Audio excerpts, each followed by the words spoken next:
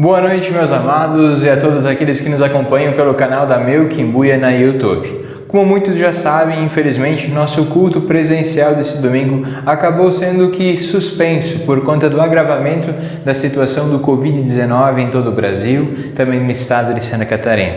Como muitos já acompanham os noticiários, sabem que como está difícil os leitos hospitalares, como está concorrido conseguir uma vaga quando o Covid-19 causa um grave impacto na nossa vida, na nossa saúde. Por conta disso, nós queremos fazer esse momento de palavra, esse momento de compartilhar daquilo que a palavra de Deus também tem falado ao nosso coração de modo online, por meio de uma plataforma de vídeo, por meio da YouTube. Se você pode assim assistir esse momento, estar conosco nesse momento, eu quero que você se sinta bem, que você possa ter um coração aberto para a palavra de Deus, que você possa compartilhar esse momento, que você possa conversar com as pessoas em sua casa, com seus amigos, com seus vizinhos, talvez também por meio do WhatsApp ou por meio de mensagens, que Deus possa fazer dessa palavra também algo extraordinário em sua vida, algo maravilhoso na vida das pessoas que estão em sua volta.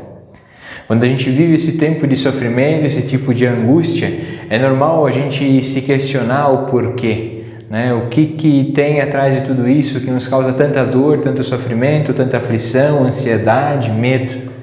Mas me chama sempre a atenção um texto que se encontra no Evangelho de João. O Evangelho de João, o quarto evangelho no Novo Testamento, onde o discípulo, o apóstolo João, escreve o relato de quem foi Jesus Cristo, da sua obra, da sua pessoa. E no capítulo 13, verso 31 a 38, Jesus anuncia sua partida aos discípulos. Ele fala da sua missão, que está na hora de começar aquilo que realmente ele veio realizar. Ele começa a partir desse momento, olhar de forma definitiva, de forma bem objetiva, que a cruz agora está já o chamando. A cruz já está bem clara no horizonte do próprio Jesus. E isso acontece, o verso 31, o verso 38 do capítulo 13 do Evangelho de João, ele vem numa sequência onde Jesus revela quem vai ser o traidor, quem vai entregar o próprio Jesus na mão dos homens, dos religiosos, dos romanos, para ser crucificado, morto, para derramar sangue em favor dos nossos pecados.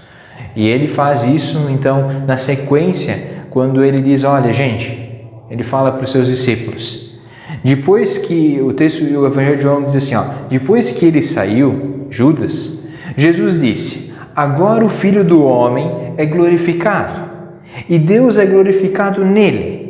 E se Deus é glorificado nele, também Deus o glorificará em si mesmo, e logo o glorificará. Filhinhos, estarei convosco apenas mais um pouco, diz Jesus. Vós me procurareis, e como eu disse aos judeus, também vos digo agora, para onde eu vou, não podereis ir. Eu vos dou um novo mandamento, disse Jesus, que vos ameis uns aos outros, assim como eu vos amei, que também vos ameis uns aos outros. Nisto todos saberão que sois meus discípulos, se vos amardes uns aos outros. Então Simão Pedro lhe perguntou, Senhor, para onde vais? Jesus respondeu, para onde eu vou, não podereis seguir-me agora, mais tarde, porém, me seguirás. E Pedro lhe disse, Senhor, por que não posso seguir-te agora? Darei a minha vida por ti. Jesus respondeu, darás a vida por mim? Em verdade te digo, Pedro, antes que o galo cante, tu me negarás 3 vezes. Queridos, o final desse texto que a gente leu é conhecido de muitos. Jesus falando para Pedro que ele o negaria 3 vezes. E a gente sabe que assim de fato aconteceu.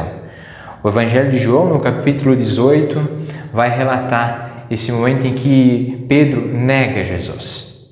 Mas a gente sabe que Pedro também, antes desse fato de negar Jesus, ele mesmo vai tomar uma postura de cortar a orelha de um soldado, indo contra qualquer atitude, contra qualquer vontade de dar a sua vida em prol de Jesus.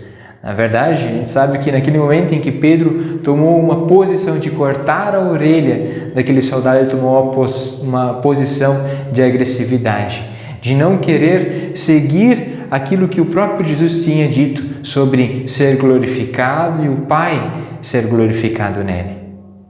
A gente percebe que em Jesus as coisas estão bem nítidas, bem claras para onde que ele tem que ir. O Pedro achava que ele poderia seguir Jesus. Ele achava que ele poderia encarar as mesmas situações, mas logo ele se depara com a sua incapacidade. É triste a gente perceber que Pedro, após ter negado Jesus, ele some do horizonte. A gente não acha nenhum dos discípulos, na verdade, no momento da crucificação de Jesus. No momento de pegar Jesus e colocar ele num túmulo, quem o faz? José de Arimateia, junto com Nicodemos, homens que acreditavam em Jesus, que temiam a Deus, que eram religiosos da época, que tinham entendido quem Jesus era, tomam essa posição de coragem. Enquanto os discípulos que haviam andado tanto tempo ao lado de Jesus, inclusive o próprio Pedro, que tomou a posição de dizer: Jesus, por ti eu dou a minha vida, todos eles sumiram. Mais tarde, no Evangelho de João, no capítulo 21, a gente vai encontrar a restauração de Pedro por Jesus. Quando Jesus vai perguntar 3 vezes para o próprio Pedro: tu me amas? E na última vez, então, o amor entre Jesus e Pedro e Jesus, ele se torna único e faz com que Pedro seja restaurado, seja transformado. São situações. E eu digo que muitos de nós, muitas vezes tomamos a atitude de Pedro. Quando Jesus diz: olha, vocês não podem me seguir agora. Jesus está dizendo que, na verdade, homem nenhum pode fazer aquilo que o Deus mandou ele fazer, que é dar a sua vida e depender exclusivamente da graça e da vontade do Pai para experimentar a ressurreição, para vencer a morte. Homem algum poderia fazer isso. Somente o Filho de Deus, o Filho unigênito de Deus, teria a capacidade, teria a autoridade para realizar tal coisa. Essa coisa que não é qualquer coisa, mas que vai no fundo da nossa vida, que é aquilo que pode nos resgatar da nossa morte, que faz com que a gente olhe para nós com sinceridade no coração, com que a gente não tome posições impulsionadas em achismos da nossa vida, mas que faz com que a gente olhe de forma genuína para a gente e diga: sim, nós carecemos daquilo que Jesus está para fazer. Jesus já fez. E aquilo que Ele está para fazer é agora a sua volta, é a consumação de todas as coisas. A Páscoa se aproxima. E com isso a gente lembra da crucificação, a gente lembra da ressurreição do próprio Jesus. E a gente lembra que também Ele vai voltar. Jesus, depois de ter revelado quem o trairia, chama todos para anunciar que o tempo é chegado, o tempo da sua partida é chegado. E ele fala da glória de Deus que será manifesta nele, e como ele mesmo manifestará a glória do Pai, aquele que o enviou e aquele que é o consumador sobre todas as coisas, inclusive sobre a ressurreição do seu Filho. O texto, no verso 33, diz sobre uma palavra de Jesus, onde ele diz para todo mundo, Jesus chama todos os seus discípulos de filhinhos. É algo que também combina com o jeito do próprio João olhar para o próprio Jesus, como discípulos que são amados, que são percebidos com um profundo afeto pelo próprio Jesus. O próprio Jesus então anuncia: queridos, eu vou estar com vocês por um pouco de tempo. Então aproveitem esse tempo.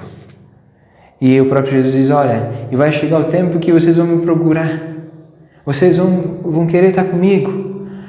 De forma física, de forma presencial, vocês não vão me encontrar. Infelizmente não. Assim como eu mesmo disse para os judeus. A gente sabe que mais adiante, no Evangelho de João, o próprio Jesus vai falar do envio do Espírito Santo, do Consolador, daquele que vai caminhar ao lado dos discípulos, aquele que vai caminhar ao lado dos verdadeiros cristãos, os instruindo em toda a verdade e reconhecendo quem é Jesus Cristo, o Filho de Deus. O texto, no verso 24, ele fala sobre um mandamento que o próprio Jesus deu aos seus discípulos, a do amor, do amar um ao outro, de forma verdadeira, de forma genuína, e que esses, no verso 35, por meio desse amor, o mundo inteiro reconheceria que eles seriam discípulos de Jesus, porque praticaram a obra do próprio Jesus, a vontade do próprio Jesus, imitaram o caráter, os princípios e os valores do próprio Jesus. Assim, os verdadeiros cristãos seriam reconhecidos. Amados, como você é reconhecido dentro de sua família, em volta dos seus amigos, lá no seu trabalho? Você é reconhecido pelo amor ou você é reconhecido pelo seu orgulho, pela sua vaidade, pela sua inveja, pelas suas trapaças, pela sua cobiça, pela mentira? Pelo que você é reconhecido? O texto deixa bem claro que é somente pelo amor, somente por uma atitude, por uma vida de amor, é que então as pessoas nos reconhecem como fiéis discípulos de Jesus Cristo. Quem vive com Jesus Cristo vive em amor, não vive em pecado, não vive pecando pelo mundo. Quando peca, tem a sinceridade e a vontade genuína de se arrepender do seu mal, de confessar ao irmão na fé, de confessar a Jesus Cristo o quão mau é seu coração. E encontra no próprio Jesus a graça, a remissão completa do seu pecado. Porque Jesus foi o Cordeiro perfeito a derramar seu sangue numa cruz. Foi aquele que sumiu, aquele que apagou as nossas transgressões, a nossa rebeldia com Deus. Nos fez nos tornar mais próximos de Deus, restaurar a nossa conexão com Deus, o nosso relacionamento com o Pai. E isso só Jesus Cristo faz conosco. Por isso que ao mesmo tempo que Jesus diz para os próprios discípulos, vocês vão me ter por um pouco de tempo, porque daqui a pouco vocês não vão me achar. Ele está falando de aproveitar esse tempo com o próprio Jesus, de levar Jesus a sério. O Pedro, motivado por isso, motivado pelo pensamento de, nossa, nós vamos perder Jesus, deixa eu te seguir, deixa eu aproveitar tudo. Ele diz, eu te seguirei. Mas Pedro não tem noção do que é seguir Jesus. Pedro não mensurou o preço do que realmente é seguir Jesus. Pedro tinha em mente o que era seguir Jesus até esse momento. Era caminhar ao lado do Mestre, daquele que realizava os milagres, que realizava as curas, que falava sobre o reino de Deus. Mas quando foi falar sobre aquilo que Jesus havia de enfrentar, quando Jesus revelou como, de que maneira ele seria glorificado, Pedro não tinha ideia do que realmente seria seguir Jesus até a cruz, até o Calvário. Pedro até diz, eu te seguirei por onde quer que for, eu te dou a minha vida, eu te dou tudo aquilo que eu tenho. O problema é que Pedro estava falando isso sem mensurar, sem medir quanto isso realmente lhe custaria. Pedro falava da sua vida, mas não entendia o que era a sua vida. Pedro falava de boca para fora, sem realmente ter o amor dentro de si. É por isso que a restauração de Pedro, no capítulo 21, Jesus insiste 3 vezes sobre amor. 3 vezes. Até que o Pedro entenda que é Jesus que ama ele de forma primária. Que Jesus o escolheu, que Jesus o chamou para um ministério, para viver em amor, não para ser o primeiro a colocar as coisas de boca para fora, não para ser o primeiro a falar coisas que não entende, mas antes ser o primeiro a se colocar de joelhos, a aprender a servir, a aprender a falar com mansidão, a ter compaixão das pessoas, a repensar comportamentos, condutas que a gente tem tomado. Jesus havia falado sobre o amor uns aos outros, mas Pedro não havia entendido nada sobre isso. A posição de Pedro é de total ignorância quanto ao amor uns aos outros. Pedro tem que experimentar a profunda decepção na sua vida, aquela de negar o próprio Mestre, aquele a quem ele seguiu, a quem ele diria que daria a vida. Pedro tem que experimentar a amargura, a angústia, o sofrimento de se ver incapaz de seguir Jesus naquilo que ele estava fazendo. Rumo ao Calvário, rumo ao Gólgota, rumo à cruz, rumo à morte. Pedro teve que experimentar a sua incapacidade de conseguir a salvação. Assim também é para nós. Enquanto nós não nos decepcionarmos conosco mesmo, enquanto nós nos acharmos bons o suficiente para agradar a Deus, bons o suficiente para dar a nossa vida em lugar de Jesus, a gente nunca vai reconhecer quão grandiosa e quanto é o tamanho da obra que Jesus fez por nós. É Jesus que faz a obra por nós, não é nós que fizemos obras para Jesus. Na verdade, são os outros, as pessoas que estão em nossa volta, que precisam das nossas obras. Mas não por méritos, não para a gente poder se gabar para Deus, eu fiz isso, eu fiz aquilo. Não. É para que os outros que estão em nossa volta experimentem do amor de Deus, experimentem ser quebrantados em seu coração, experimentem se colocar de joelhos e dizer: Deus, Tu conheces todas as coisas e Tu tem um plano maravilhoso para mim. Isso se revelou na crucificação e na ressurreição, se revelou na Páscoa. A Páscoa para os judeus era uma festa enorme, era uma festa onde eles lembravam tudo aquilo que Deus já havia feito na história, desde a saída do Egito. Quando o povo foi liberto por Moisés, junto a sair do Egito, quando Deus usou o seu servo Moisés para guiar o povo rumo à terra prometida. Era a mesma coisa agora com o próprio Jesus. Jesus querendo guiar o seu povo para a terra prometida, para a vida eterna, para a morada do Pai, para a morada do Rei. Mas o povo precisava confiar em Jesus. Pedro achava que confiava em Jesus. Mas quando as coisas ficaram feias, quando o negócio ficou apertado, o caminho ficou estreito, Pedro negou. Negou de forma pública. Mas mesmo assim, Jesus continuou amando Pedro.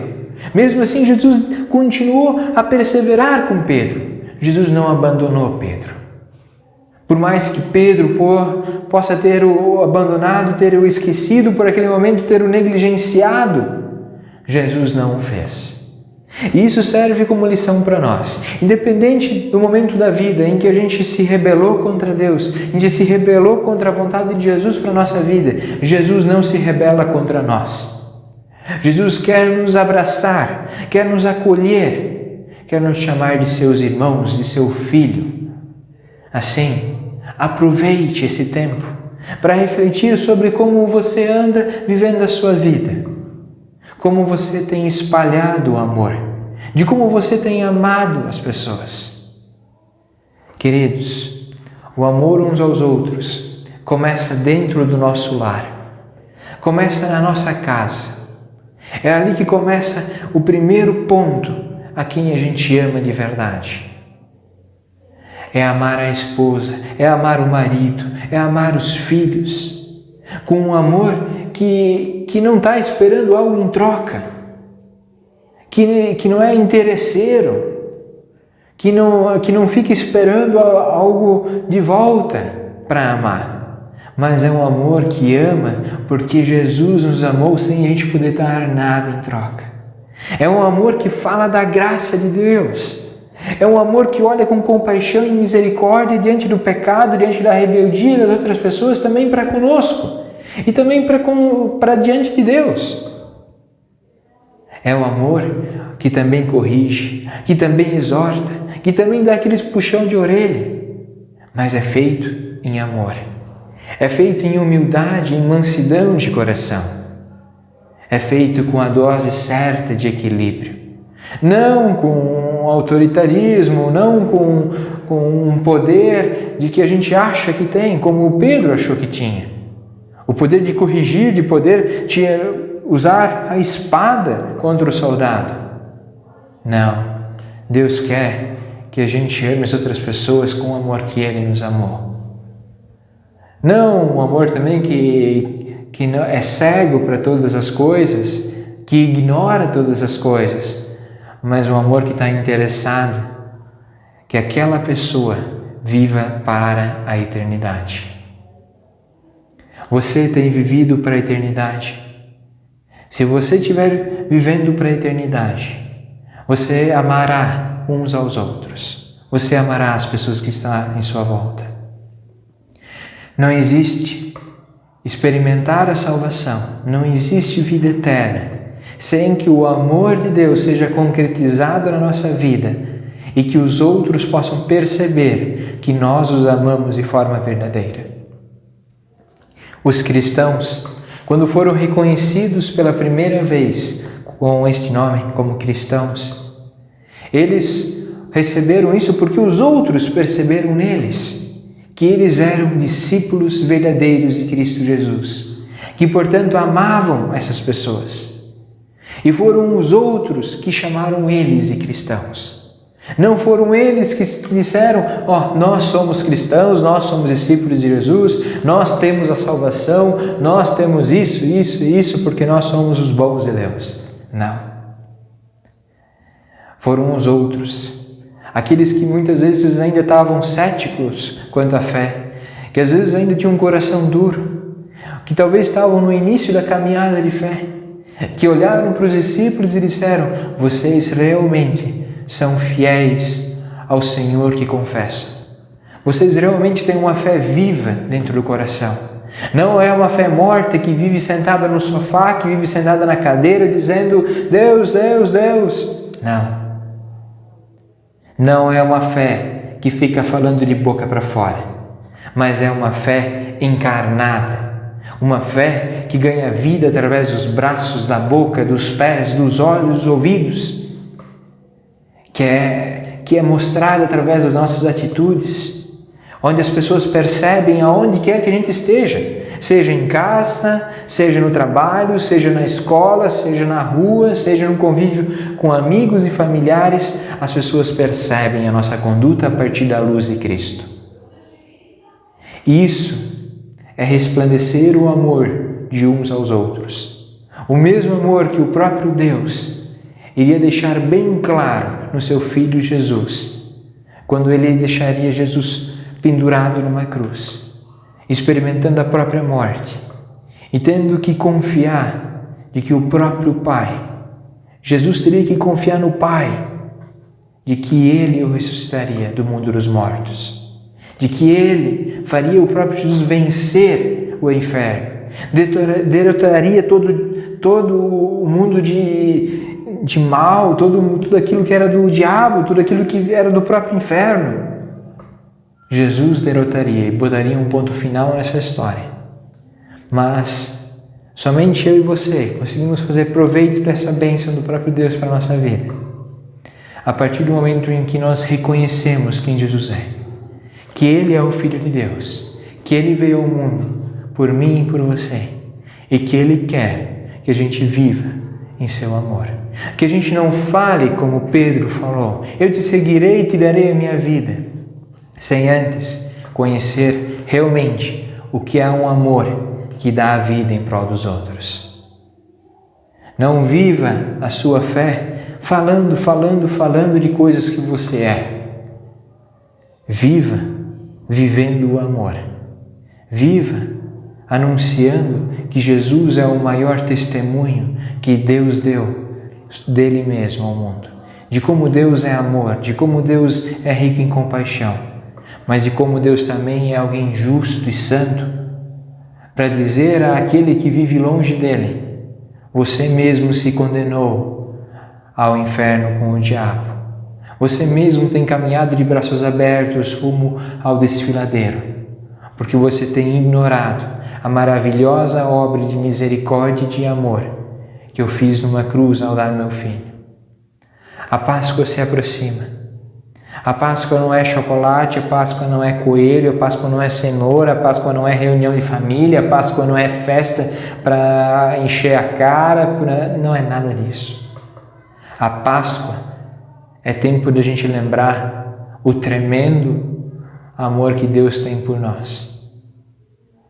Pedro teve que experimentar desde o momento que Jesus foi entregue aos soldados até a ressurreição para ser restaurado. A gente não precisa esperar esse tempo para ser restaurado. A gente já pode olhar para a cruz, já pode olhar para a ressurreição e dizer, sim, eu quero viver com esse Jesus. E entrar pela porta aberta que Ele já abriu. E caminhar pelo caminho estreito que Ele diz que tem para mim. Um caminho que aponta para Ele. Um caminho estreito porque poucos reconhecem. Poucos reconhecem quem Jesus é verdadeiramente. Poucos confessam e vivem aquilo que realmente dizem que são. Portanto, não deixe que as coisas desse mundo venham e tornem a gente cegos. Não deixe que a loucura desse mundo nos cegue. Não deixe que o sofrimento, a angústia e a aflição desse mundo nos cegue.